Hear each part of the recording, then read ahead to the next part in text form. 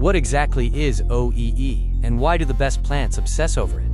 In this video, we will explain overall equipment effectiveness simply to help you find hidden capacity in your factory.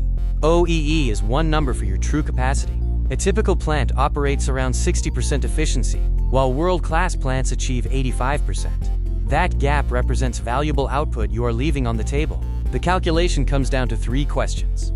Availability, which asks if the machine is running when it should be. Performance, which asks if it is running at full speed. And quality, which asks if it makes good parts the first time. When you multiply these three factors together, even small losses compound quickly, which is why reaching world-class status is challenging. To improve your overall score, always focus on your weakest factor first. The real value is in identifying the losses behind the score. At Hutchinson, making those losses visible helped lift one production line from 47% to 72% efficiency, using the same machines and the same people. Want to determine your own number? Try the free OEE calculator available online and subscribe to this channel for more weekly factory performance breakdowns.